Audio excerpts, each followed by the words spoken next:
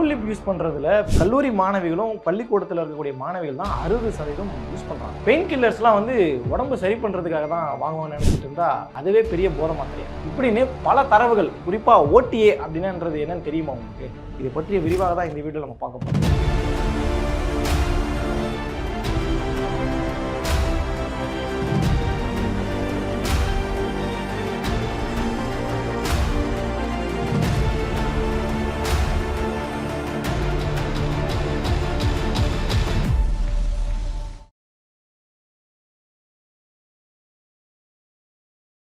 போதைப்பொருள் அப்படின்னு நம்ம எடுத்துக்கிட்டா புழக்கத்தில் இருக்கக்கூடிய முக்கிய போதைப் பொருளாக இப்போ எல்லோருமே பேசக்கூடிய ஒரு விஷயம் என்ன அப்படின்னா கஞ்சா மட்டும்தான்னு கேட்டால் கஞ்சா மட்டும் கிடையாது. அதை தாண்டி அதை கடந்து இன்னும் சில விஷயங்கள்லாம் இருக்குது. அதை நான் பின்னாடி சொல்கிறேன். கஞ்சா அப்படிங்கிற போதைப் பொருள் சமீப காலமாக செய்தி ஊடகங்களிலையும் சமூக வலைதளங்களையும் எப்படிப்பட்ட செய்திகளை உருவாக்கி கொடுக்குது அப்படின்னா, வட மாநில ஒரு இளைஞரை ஒருத்தரை போட்டு ரீல்ஸ் மோகத்துக்காக அடித்ததாக இருக்கட்டும், கண்ணாப்பிரன் வெட்டினதாக இருக்கட்டும், இப்போ நேற்று நடந்த சம்பவம் 2 பேர் சேர்ந்து 2 பேரை வந்து கஞ்சா போதையில் 4 பேர் வந்திருக்கிறாங்க வண்டியில், ஏங்க குறுக்க வந்தீங்கன்னு கேட்டதில் அவங்கள போட்டு கல்லாலே அடித்து கொண்டு இருக்கிறாங்க 2 பேரை. இது திருவள்ளூரில் ஒண்டிக்குப்பம் அப்படிங்கிற பகுதியில் பார்த்திபன், சுகுமார் அப்படிங்கிற 2 பேர் இறந்துருக்கிறாங்க இந்த கஞ்சா போதையால் ஆக்குபை பண்ணப்பட்ட இளைஞர்கள். இது மாதிரி நிறைய சம்பவங்களை தொடர்ச்சியாக நம்ம சொல்லிக்கிட்டே போகலாம். இது பற்றி செய்தி ஊடகங்களிலும் ஆய்வு கட்டுரைகளிலும் என்ன வந்திருக்கு அப்படிங்கிறத பார்க்கும் பொழுது உள்ளபடியே மிகப்பெரிய அதிர்ச்சி அளிக்கிறது. ஏன் அப்படின்னா, இந்த விஷயங்களை பற்றி ஆய்வு செய்யக்கூடிய மனச்சிதைவு ஆராய்ச்சி நிறுவனத்தினுடைய இணை இயக்குநராக இருக்கக்கூடிய கோட்டீஸ்வர ராவ் அவருடைய டீட்டெயில் எக்ஸ்பிளனேஷனை நான் வந்து பார்த்தேன். அவர் சொல்லும்பொழுது கிட்டத்தட்ட திரைப்படங்களில் காட்டக்கூடிய அளவுக்கான, அதை மிஞ்சக்கூடிய அளவுக்கான செய்திகள் தான் அவர் குறிப்பிட்டு சொல்கிறாரு. எல்லாத்தையுமே நம்மளால் தொகுத்து சொல்ல முடியலாம் விட இந்த குறிப்பிட்ட சில விஷயங்களை நான் இதில் வந்து நான் பதிவு செய்கிறேன். குறிப்பாக 10 வயசுலேருந்து 17 வயதுக்கு உட்பட்டவர்கள் அப்படின்னு நம்ம எடுத்துக்கிட்டோம்னா அவங்கள்ட்ட 34% ட்ரக் யூசேஜ் இருக்குது அப்படிங்கிற ஒரு புள்ளி விவரமும் சொல்லப்படுகிறது. 8வது படிக்கிற பையன் கஞ்சா பழக்கத்தில் இருக்கிறான், கூலி போடுறான் அப்படின்னு சொல்லி ஒரு அம்மா என்கிட்ட, அவங்களோட அந்த பையனோட அம்மா என்கிட்ட வந்து கூப்பிட்டு வந்து விட்டாங்க, அவனுக்கு நாங்கள் கவுன்சிலிங் கொடுத்தோன்னு ஒரு செய்தியை வந்து பதிவு பண்ணார்.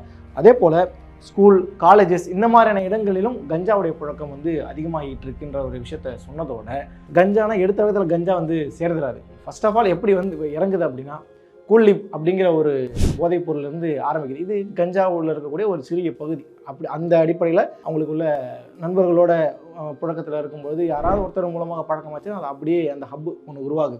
அந்த கூலிப் அப்படிங்கிறது அதை பயன்படுத்த அந்த போதையினுடைய அளவு வந்து பத்தாததனுடைய விளைவாக அதற்கு அடுத்த கட்டமாக நகர்றது தான் கஞ்சா அப்படிங்கிற அந்த சிந்தட்டிக் ஃபார்மில் வந்து அவங்க வந்து இன்டேக் பண்ணுறாங்க.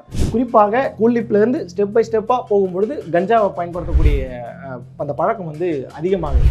இதில் அவங்க என்ன சொல்கிறாங்க அப்படின்னா, பெண்களை மையப்படுத்தி சில ஆய்வுகளை வந்து மகளிர் மேம்பாட்டு கழகமும் அதே போல் இந்த கோடீஸ்வர ராவ் சொன்ன இல்லையா, இந்த மனச்சிதைவு ஆராய்ச்சி நிறுவனமும் சேர்ந்து எடுத்த ஒரு தரவில் திருவள்ளூர் டிஸ்ட்ரிக்டில் அந்த ஒரு ஆய்வு பண்ணியிருக்கிறாங்க. அந்த ஆய்வில் கூலி பயன்படுத்தக்கூடியவர்களில் 60% மாணவிகள் தான் இருக்கிறாங்கன்ற மாதிரி ஒரு விஷயத்த சொல்லும்போது, கேர்ள்ஸ் கஞ்சா யூஸ் பண்ணுவாங்களா, கேர்ள்ஸ் கூலி யூஸ் பண்ணுவாங்களா அப்படிங்கிற ஒரு கேள்வி இயல்பாகவே வருது.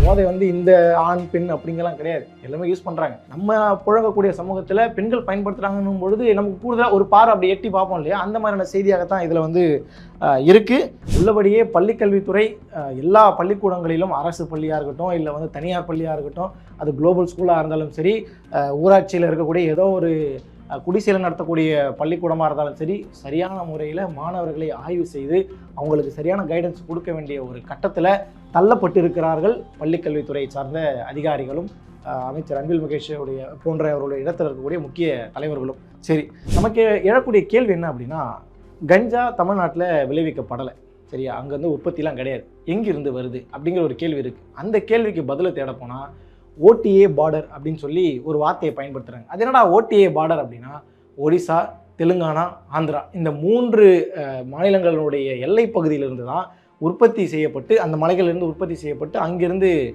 கொண்டு வரப்படுகிறது அப்படிங்கிற ஒரு விஷயத்தை வந்து சொல்கிறாங்க. இதுதான் உற்பத்தி செய்யக்கூடிய மையமாக இருக்குதுங்கிற மாதிரியும் தரவுகள் குறிப்பிடுகிறது. இது வந்து பார்டர் பகுதியில் இருக்கிறதுனால மாநில அரசுகள் பெரியதளவில் இதில் கண்டுக்கிறது கிடையாது. அப்போ என்ன ஆகுது அப்படின்னா, இந்த லோக்கல் போலீஸ் சப்போர்ட்டாக இருக்கட்டும், இல்லை லோக்கல் பொலிட்டிஷியன் சப்போர்ட்டாக இருக்கட்டும், அந்த வனப்பகுதியில் இருக்கக்கூடிய மாஃபியாக்களுடைய சப்போர்ட்டாக இருக்கட்டும், இது எல்லாமே சேர்ந்து எந்த இடத்துக்கு அந்த பொருளை அனுப்பணுமோ அந்த இடத்துக்கு ரொம்ப எளிமையாகவே அனுப்பிடுறாங்க. இதை கட்டுப்படுத்த வேண்டிய மாநில அரசுகள் இல்லை மிகப்பெரிய சுணக்கம் காட்டுறாங்கன்ற ஒரு குற்றச்சாட்டையும் வைக்கிறாங்க இதை ஆய்வு செய்யக்கூடிய நிபுணர்கள். அதே போல் இதுக்கு முன்பாக நம்ம சில ஆண்டுகளுக்கு முன்பாக பார்க்கும்போது தேனியில் இருக்கக்கூடிய மலைப்பகுதிகளில் தான் கஞ்சா உற்பத்தி செய்யப்பட்டுச்சு. அது பிறகு எடுக்கப்பட்ட நடவடிக்கைகள் மூலமாக இந்த தேனியில் கஞ்சா விளைவிச்சாங்க இல்லையா, இந்த டீம் ஓடிஏ பார்டரில் இருக்கக்கூடிய டீமோடு கை கோர்த்து கொண்டு இவங்கள்ட்ட கொடுத்து இவங்க மூலமாக தமிழகத்துக்கு, அதாவது ஆந்திரா இந்த ஓடிஏ பார்டரில் இருக்கக்கூடியவங்க தேனியில் அந்த கஞ்சா விளைவிச்சவங்களுடைய அந்த டீம் கிட்ட கொடுத்து அங்கிருந்து தமிழ்நாட்டுக்குள்ளே வருதுங்கிற மாதிரியும் சில தரவுகள் குறிப்பிடுகிறது. இந்த ஓடிஏ பார்டரில் 1 கிலோ கஞ்சா 2000 ரூபாய்க்கு வாங்குறாங்க அப்படின்னா தமிழகத்தில் அதனுடைய விற்பனை 40,000 இருந்து கிட்டத்தட்ட 50,000 வரை விற்கிறதாகவும் சொல்லப்படுகிறது. சரி, இப்போ விற்பனை இவ்வளோ அதிகரிக்க என்ன காரணம் அப்படிங்கிற ஒரு கேள்வி இருக்குல்ல. இங்கே உற்பத்தி நடக்கலை, சரி உள்ளே வருது, ஆனால் எப்படி விற்பனை ஆகுது, யார் மூலமாக விற்பனை ஆகுதுன்னு கேட்கும்போது இது இன்னும் நமக்கு ஆச்சரியத்தையும் பயத்தையுமே கொடுக்குது. ஏன்னா நம்ம பேசுகிறது எல்லாமே நம்ம வீட்டில் இதே வயசுள்ள ஆண் பிள்ளையோ பெண் பிள்ளையோ இருந்துக்கிட்டு தான் இருக்கிறாங்க. அப்போ அவங்க அதை பயன்படுத்தலாங்கன்ற ஒரு சந்தேகமும் நமக்கு இயல்பாகவே வருது. அதை எப்படி கண்காணிக்கணுங்கிற ஒரு புரிதல் இல்லாமல் சிலர் தவறான முறையில் அவங்கள அடித்து அவங்கள ஏன்னா இந்த மாதிரியான போதை விஷயங்களில் ஈடுபட்டுட்டாங்க அப்படின்னா அவங்கள நீங்கள் எடுத்த வேகத்தில் ஒரே ஷாட்டில் அவங்கள திருத்தி நேர்வழிப்படுத்தலாம் முடியாது. ஸோ அது மிகப்பெரிய ப்ராசஸ் இருக்குது. ஸோ அதற்கு முன்பாக விற்பனை அதிகரிக்க என்ன காரணங்கிறத தெரிஞ்சுக்கலாம். கொரோனா காலகட்டத்தில் மதுக்கடைகளெல்லாம் மூடப்பட்டுச்சு. சில இடங்களில் பிளாக்ல சரக்கு விற்றாலும் இந்த சரக்கினுடைய ரேட்டுங்கிறது சாதாரண வாங்கக்கூடிய அளவை காட்டிலும் 1 மடங்கு 2 மடங்கு அதிகமாகவே இருந்துச்சு. அதை யாருமே அந்த அளவுக்கு டக்குன்னு போயிட்டு வாங்க முடியாத ஒரு சூழ்நிலை இருந்துச்சு. ஆனால் பைக்கில் கொண்டு கஞ்சா விற்பனை செய்யக்கூடிய காட்சி ஒரு சூழலுங்கிறது ரொம்ப எளிமையாக்கப்பட்டது. 20 ரூபா 30 ரூபாலாம் கஞ்சா பாக்கெட் மாட்டுச்சுன்னு சொல்கிற செய்திகளெல்லாம் வாட்ஸ்அப்பில் நம்மளால் பார்க்க முடியுது. ஏன்னா அப்போ வாட்ஸ்அப், இன்ஸ்டாகிராம் இது மாதிரி யூடியூப் மாதிரி தளங்கள் தான் ரொம்ப அதிகமாக இயங்கிட்டு இருந்த அடிப்படையில் பல செய்திகளை நம்மளால் பார்க்க முடியும். சைக்கிளில் கொண்டு விற்றாங்க, பைக்கில் கொண்டு பசங்க கொடுத்துட்டு போகிறாங்கன்னு சொல்லி நிறைய செய்திகளை நம்மளால் பார்க்க முடியுது. இந்த கொரோனா காலகட்டங்கிறது மது பிரியர்களை அப்படியே கொஞ்சம் அடுத்த கட்டத்துக்கு நகர்த்தி கஞ்சா பிரியர்களாக உருவாக்குகிறது அப்படிங்கிற ஒரு விஷயத்தையும் அதில் குறிப்பிட்டு சொல்கிறாங்க. பள்ளி கல்லூரி மூடப்பட்டு இருந்தது, சிலருக்கு ஆன்லைன் கிளாஸ் நடந்துச்சு. இப்போ இந்த டைமில் இந்த செட்டு அப்படியே அந்த புழக்கத்தில் இருக்கக்கூடிய பகுதியில் பழகக்கூடிய மக்களோடு இருக்கும் பொழுது அந்த கஞ்சா ஈஸியாக இந்த தரத்தில், அதாவது பள்ளிக்கூடத்துலேயும் கல்லூரிகளிலும் இருக்கக்கூடியவர்கள்ட்ட ஈஸியாகவே ரீச் ஆகிடுச்சுன்ற மாதிரியும் சொல்கிறாங்க. சென்னையை பொறுத்த அளவுக்கு கஞ்சா வியாபாரிகள் போலீஸோடைய அந்த நெருக்கடியை தவிர்க்கணும் அப்படிங்கிறதுக்காக லோக்கலில் இருக்கக்கூடிய பொலிட்டீஷியன்ஸை போய் அவங்க நாடுறாங்க. ஏன்னா நல்ல விற்பனை ஆகுது, நல்ல உற்பத்தியும் அவங்க நல்லா உற்பத்தி செய்கிறாங்க, இங்கே விற்பனை செய்கிறாங்க. அது விற்பனைங்கிறது பல மடங்கு அதிகமாகுதுங்கிற காரணத்தினால இப்படி கஞ்சா விற்பனை அதிகமானதனோட தொடர்ந்து இங்கே லோக்கல் சப்போர்ட் அவங்களுக்கு தேவைப்படுது. யாருக்கு? கஞ்சாவை விற்கிறவங்களுக்கு. அவங்க ஏன்னா போலீஸ் நெருக்கடி கொடுப்பாங்க, எல்லா போலீஸும் கொடுப்பாங்கலாம் நமக்கு தெரியும். காவல்துறையினுடைய தன்மை எப்படியா இருக்குன்றதெல்லாம் நம்ம சொல்லி விளங்கப்படுத்தணும் இல்லை.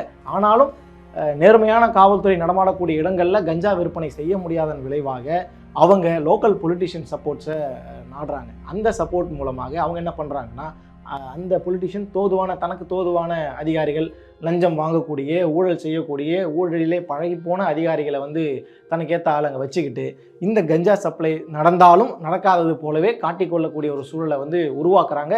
இப்படி தான் கஞ்சா விற்பனைங்கிறது தமிழ்நாட்டில் குறிப்பாக சென்னை மாதிரியான பகுதிகளில் அதிகமாகிருக்கு அப்படிங்கிற ஒரு விஷயமும் சொல்கிறாங்க. இதுவும் மிகப்பெரிய அளவில் ஆச்சரியமாக இருக்கிறது. இதில் இன்னொரு விஷயம் என்ன அப்படின்னா, கஞ்சா மட்டும்தானா அப்படின்னு கேட்டால் அதை தாண்டி மாத்திரைகளுடைய அளவு அப்படின்னு எடுத்துக்கிட்டால் 150லேருந்து 200க்கும் அதிகமான வலி நிவாரணிகள் இன்றைக்கி போதை மாத்திரைகளாக, போதைப் பொருளாக பயன்படுத்தப்பட்டுக்கிட்டு இருக்குங்கிற ஒரு செய்தி உள்ளபடி மிகப்பெரிய ஆச்சரியத்தை கொடுக்குது. அது எப்படா பெயின் கில்லர் எப்படா போதை மாத்திரையாக மாறுது அப்படின்னா, சாதாரணமாக ஜெலுசியில் ஒரு இந்த எம்எல் 5 ml 10 ml தான் குடிக்கணுங்கிற அளவு சொல்லி மருத்துவர் கொடுக்குறாரு அப்படின்னா, ஸோ இந்த மெடிக்கல் ஷாப்பில் இருக்கக்கூடியவங்களுக்கு இந்த அளவை தாண்டி அதிகமாக பயன்படுத்தினா போதை ஏறுங்கிற விஷயம் இயல்பாகவே மெடிக்கல் ரெப்பில் ஆரம்பித்து மெடிக்கல் ஷாப்பில் வேலை செய்கிற நேற்று வந்த பையனுக்கு கூட இதனுடைய எல்லா புரிதலுமே கிடைச்சிடுது. அப்படி கிடைக்கிற பட்சத்தில் அவன் என்ன செய்வான்னா, தன்னை சார்ந்து இருக்கக்கூடியவர்களுக்கு, தன்னை சார்ந்து இருக்கக்கூடியவர்களுக்கு இதை பற்றிய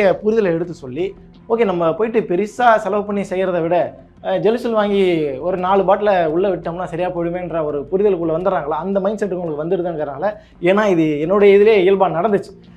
என் கூட படித்த ஒரு மாணவரும் இது மாதிரி ஒரு விஷயத்தில் மாட்டினா. பட் அந்த டைமில் ஏன்னா அவன் மெடிக்கல் ஷாப்பில் ஒர்க் பண்ணிட்டு இருந்தான், அவனுக்கு ஓரளவு புரிதல் இருந்திருக்கலாம் என்னவோ. ஆனால் அதை குடிச்சிட்டு ஹாஸ்பிட்டலில் வந்து ஒரு வாரத்துக்கு மேலே அட்மிட் ஆகியிருந்தான். ஸோ இந்த மாதிரி ஜெலுசில் ஆரம்பித்து இன்றைக்கி pain killer tablet, pain killer அந்த இன்ஜெக்ஷன், இந்த மாதிரியான நிறைய விஷயங்களில் அடுத்தடுத்து போய்கிட்டு இருக்காங்க.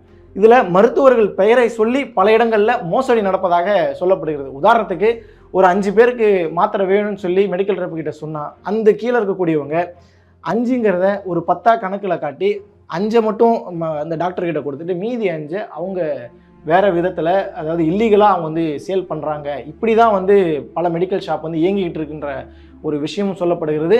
இப்படி மெடிக்கல் ஷாப்பில் இருக்கக்கூடிய மாத்திரையினுடைய புரிதல் அங்கே இருக்கக்கூடியவங்க மூலமாக மாணவர்களுக்கு இதில் வந்து ரொம்ப அதை அடிக்ட் ஆகி அடுத்தடுத்த கட்டத்தை நோக்கி நகரக்கூடிய சூழல் உருவாகுது. அதை இன்னும் அதிகமாக வாங்குறது, எங்கடா வாங்குறதுன்னு கேட்டால் இவன் அவனுக்கு மேலே இருக்கிறவன்கிட்ட போயிட்டு டேரெக்டாகவே டீல் பண்ணி அதாவது மாத்திரைகளை வாங்கிக்கிறாங்கன்ற மாதிரி நிறைய விஷயங்கள் நமக்கு உண்மையில் உள்ளபடி பல விஷயங்கள் இதில் புரியவே இல்லை. எப்படா இதெல்லாம் அப்படி பண்ணுறீங்கன்ற அளவுக்குலாம் இருக்குது. இது வந்து விற்பனை அதிகரித்ததனுடைய பின்னணி காரணமாக சொல்லப்படுகிறது.